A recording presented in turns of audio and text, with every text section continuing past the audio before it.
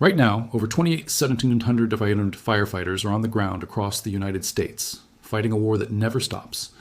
94 fires are burning uncontrolled at this very moment. And in California, one fire that started with a single spark 72 hours ago has already forced 3,000 people out of their homes. This is not a distant disaster. This is happening right now while you're watching this video in the hills of Calaveras County and across a dozen states from the Pacific Coast to the Southern Plains. So let's break down exactly what is happening, why it's happening, and why officials are calling this one of the most dangerous fire stretches of the entire year.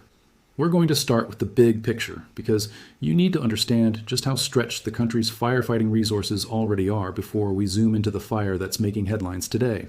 The National Interagency Fire Center has confirmed that the United States has been sitting at National Preparedness Level 5 since July 18th. That's the maximum level on a scale that only goes up to 5. It means every major firefighting resource in the country, every national crew, every heavy air tanker, every incident management team is already committed somewhere.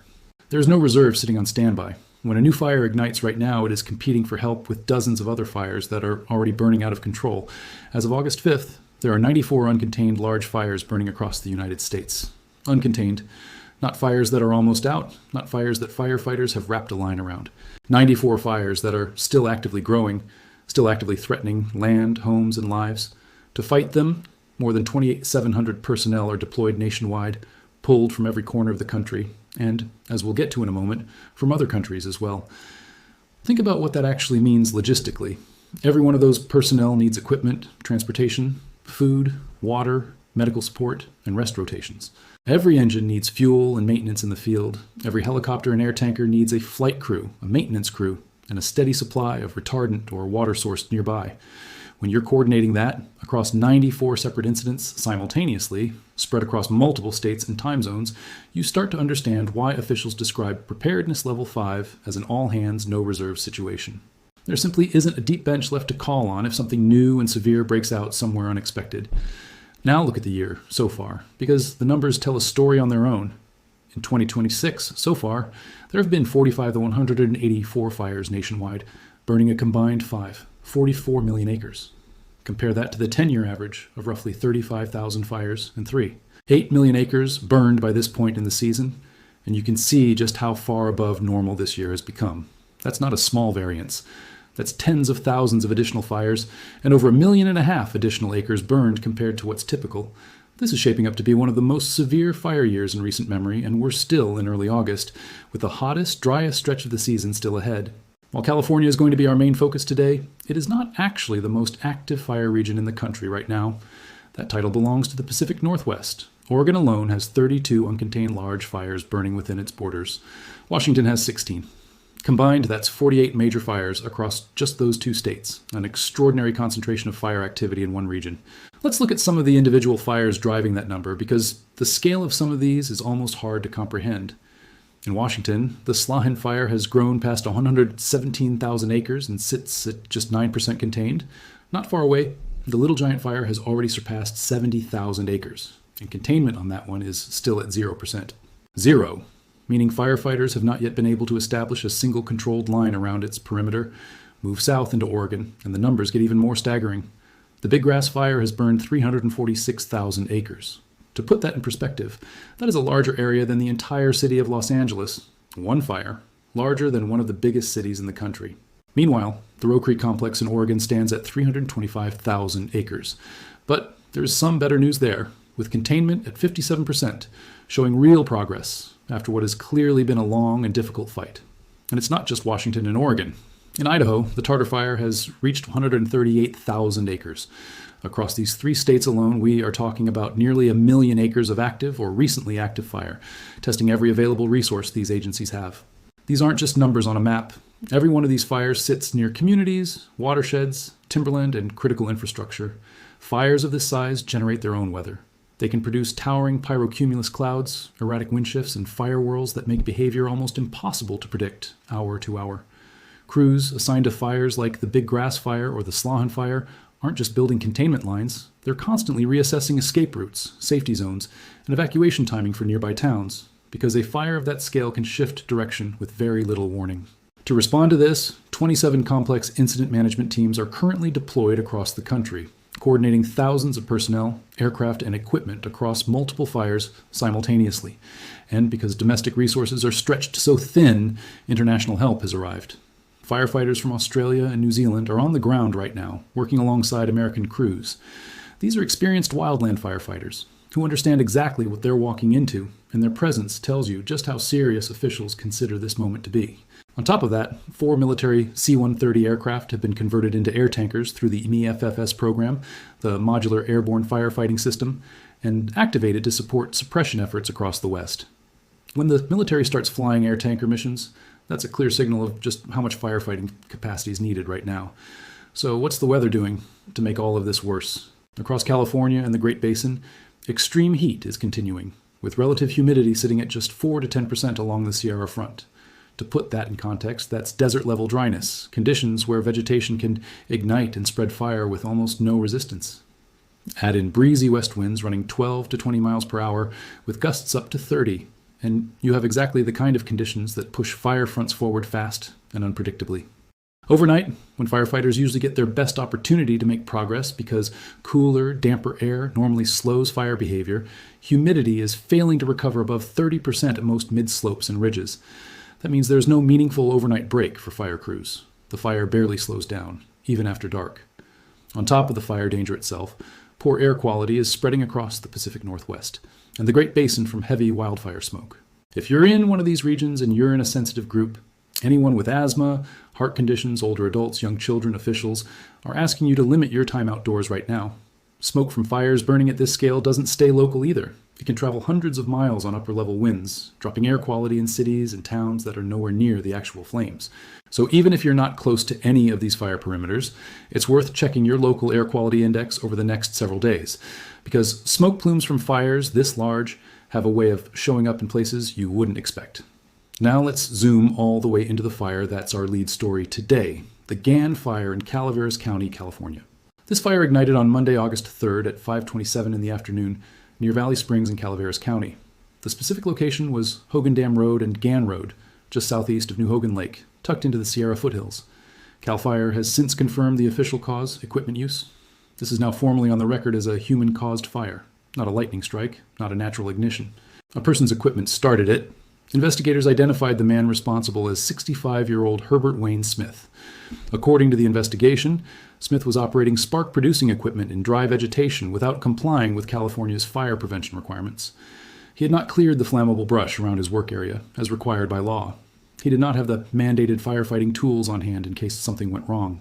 And when something did go wrong, he was unable to stop the fire from escaping his property and spreading into the surrounding landscape. He was arrested that same evening, just hours after the fire ignited, and later posted bail. The cause is no longer under investigation. It's closed. What's not closed is the fire itself, which has grown rapidly and is still actively burning right now.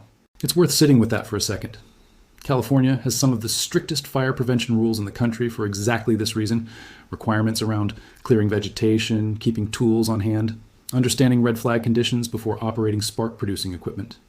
Those rules exist because a single afternoon of carelessness in the wrong conditions can turn into thousands of displaced residents, tens of millions of dollars in suppression costs, and weeks of hazardous air quality for an entire region. This fire is a direct, real-world example of exactly why those requirements are on the books in the first place. Let's walk through exactly how fast this fire has grown because the timeline is genuinely brutal. Monday night, the night it started, containment sat at 0%. By Tuesday evening, August 4th, the fire had already burned 6,495 acres, and containment was still at 0%. By Wednesday morning, August 5th, it had grown to 9,363 acres, and firefighters had finally gotten 10% of it contained. Then, as of Wednesday evening at 8:38 p.m. Pacific time, the fire stood at 10,872 acres, with containment climbing to 19%. So yes, there is progress being made. Containment nearly doubled in less than 24 hours. But 19% means over 80% of this fire's perimeter is still not under control. This remains a very active, very dangerous fire. To fight it, CAL FIRE has thrown an enormous amount of resources at this incident. 623 personnel are on scene.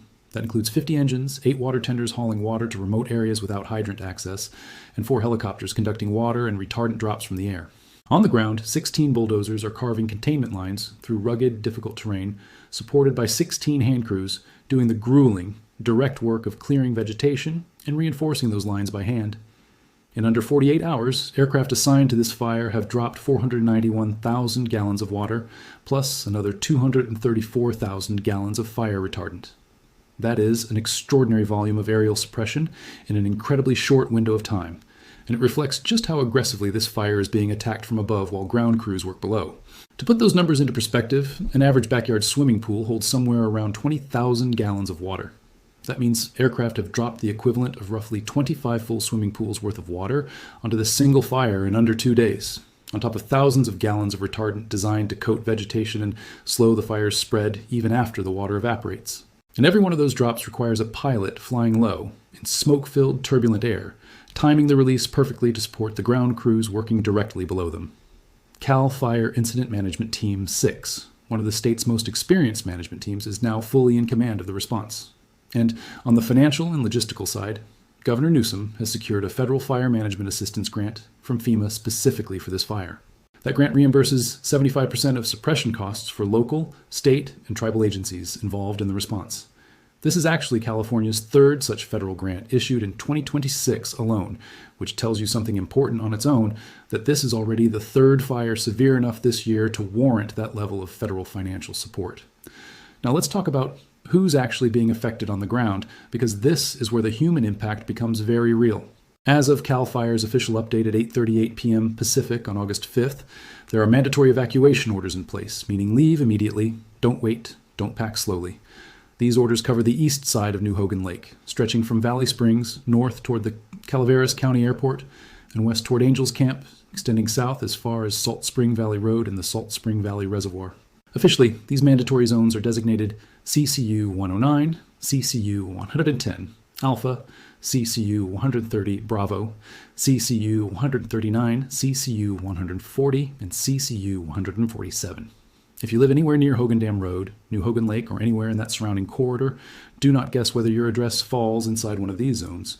Go directly to Sheriff Calaveras Gov, us, and check your specific address against the official evacuation map. Guessing wrong in a situation like this can cost you critical minutes you don't have. Beyond the mandatory zones, there are evacuation warnings in place as well, meaning you should leave now if you have pets, livestock, or if you'll need extra time to safely get out. These warning zones cover 5 additional areas. First, Airport Road, Calaveritas Road, and Cement Plant Road, designated Zone CCU 101. Second, Fourth Crossing Road, French Camp City Road, and Dogtown Road, Zone CCU 131. Third, Finnegan Lane, Cuneo Road, and Stockton Road, Zone CCU 148. And fourth, Appaloosa Road, Pinto Road, Buckskin Road, and the surrounding streets near Angels Camp, Zone CCU 153. There has been one piece of good news on the evacuation front. Zone CCU 110. Bravo has been downgraded from a mandatory order down to a warning as of Wednesday evening, meaning conditions there have improved enough that officials felt comfortable easing restrictions in that specific area. According to Governor Newsom's office, 473 residents are currently under mandatory evacuation orders, with an additional 1,400 residents under evacuation warnings. That's roughly 3,000 people directly affected by this single fire, forced from their homes or told to be ready to leave at a moment's notice. Behind every one of those numbers is a household making real decisions under pressure. What do you grab first? Do you have time to load up the car with photos, medication, important documents? What happens to the pets if you can't find them fast enough? These are the kinds of split-second choices thousands of families in Calaveras County have had to make since Monday evening, and for many of them, they're still waiting to find out whether their homes made it through. For anyone who has had to evacuate, here's where you can go. The Valley Springs Veterans Memorial, located at 189 Pine Street, is accepting evacuees along with small pets. If you have livestock or other large animals, the Calaveras County Fairgrounds at 2465 Gun Club Road in Angels Camp is set up to take them in. If you're a rancher who needs to re-enter a closed evacuation area specifically to care for livestock left behind, you'll need to show valid ranch pass credentials at the checkpoints in order to get through. There's also a road closure in effect right now. Pool Station Road at Cement Plant Road is completely closed to all traffic.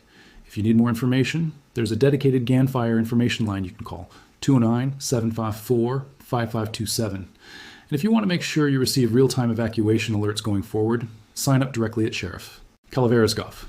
IS.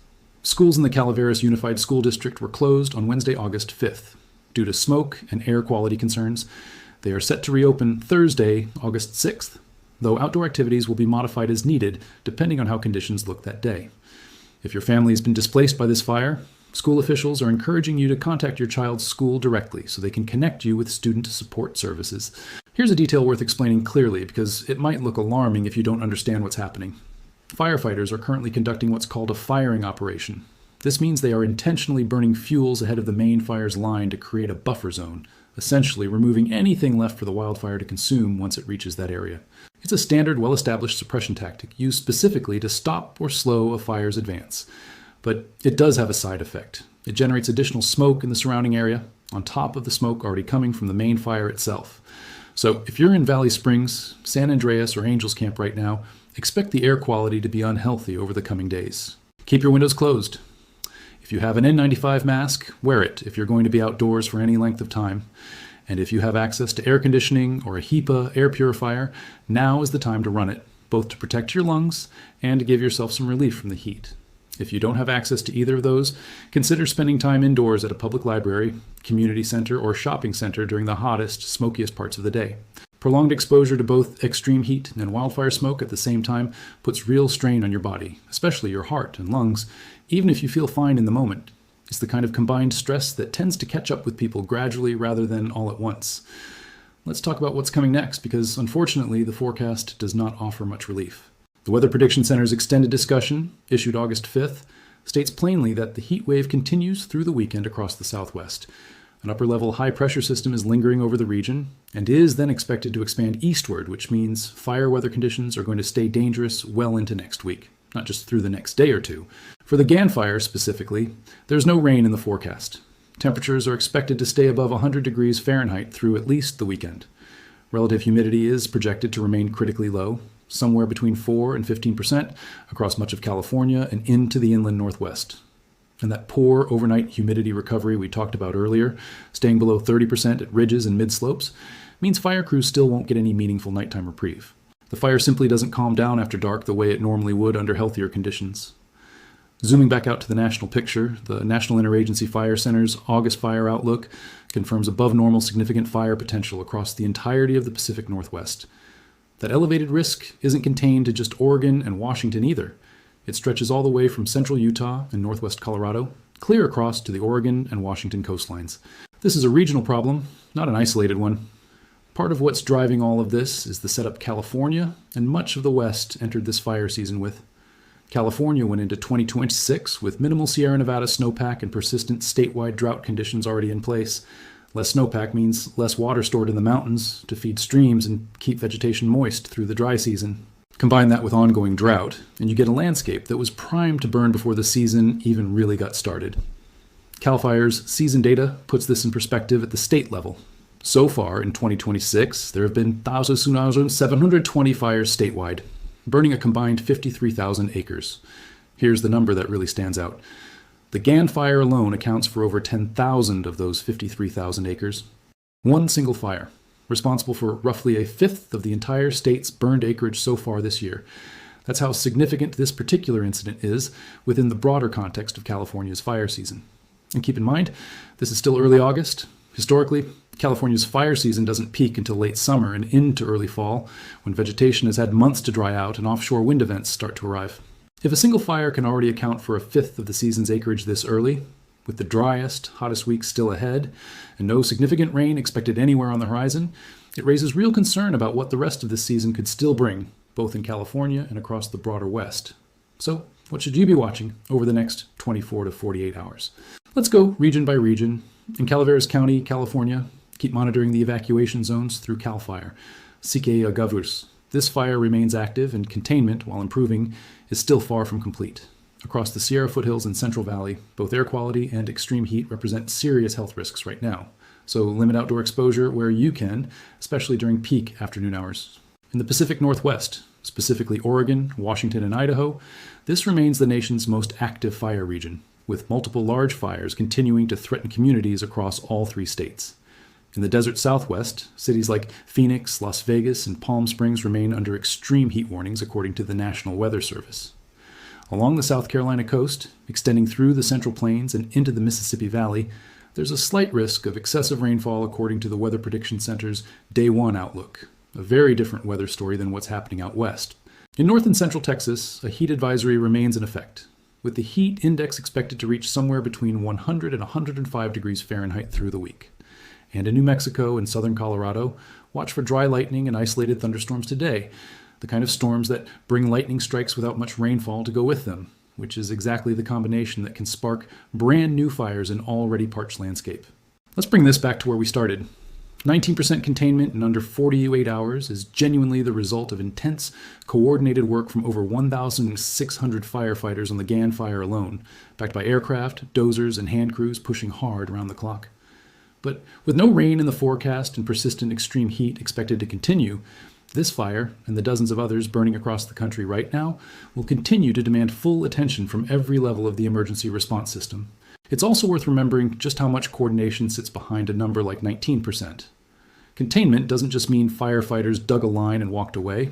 It means that section of the perimeter has been checked, reinforced, and is being actively monitored for spot fires, embers, that jump the line and ignite new pockets of flame outside the containment area. Crews will keep patrolling those contained sections for days, sometimes weeks, even after the main fire front has moved on. Because a fire this size, in conditions this dry, can reignite from something as small as a single ember carried on the wind. That's part of why officials are so cautious about downgrading evacuation orders too quickly. Even in a zone like CCU 110 Bravo, where the order was eased to a warning, conditions can change fast if wind direction shifts or a new spot fire develops nearby. Residents in warning zones are being told to stay ready precisely because fire behavior in weather like this doesn't always move in a straight, predictable line. There's also a broader question worth asking here, and it's one fire officials across the West have been raising for years now. Why does this keep happening, year after year, at a scale that keeps outpacing historical averages? Part of the answer sits in the numbers we already covered: below normal snowpack, persistent drought, and extended stretches of extreme heat that dry out vegetation earlier and more thoroughly each season. Part of it also comes down to decades of fuel buildup in forests that historically saw more frequent, smaller natural fires clearing out undergrowth before it could accumulate into the dense fuel loads we see today. When you combine dense, dry fuel with record heat, low humidity, and human ignition sources, whether that's equipment, vehicles, or something as small as a dragging trailer chain, you get exactly the kind of explosive fire growth we've seen with the GAN fire over the past 3 days. None of that changes what residents in Calaveras County need to do right now, which is simple. If you're told to leave, leave. Don't wait to see how the fire looks from your window. Don't wait for a neighbor to confirm it before you believe it. Evacuation orders in situations like this are issued based on real-time fire behavior modeling, wind forecasts, and resource positioning, not guesswork. And by the time conditions look dangerous from your own property, you may already have lost the window to leave safely. For everyone outside the immediate fire zone, the most useful thing you can do right now is stay informed through official channels, check in on anyone you know who lives in or near these evacuation areas, and take the air quality warnings seriously, even if you're not close enough to see smoke with your own eyes. All of the weather and fire data referenced in this update comes directly from CAL FIRE, the National Interagency Fire Center, the National Weather Service, and the Weather Prediction Center. These are the official sources, and they're being updated constantly as the situation develops on the ground. If you or someone you know lives in or near Calaveras County, please take these evacuation orders seriously. If you're in a mandatory zone, that means leave immediately, not later tonight, not after you finish packing everything you own. If you're in a warning zone, use this time now to get your pets, your important documents, and your livestock ready to move, because warnings can become orders very quickly when fire behavior shifts. This situation is still evolving, and it can change within hours. The GAN fire is still active, the Pacific Northwest is still under extraordinary pressure, and the broader national fire season is already running well above its 10-year average, with the hottest, driest weeks of summer still sitting ahead of us rather than behind us. Stay connected to the official channels we mentioned throughout this video. Check them regularly, rather than relying on secondhand updates. Follow every evacuation order without hesitation, and stay safe out there.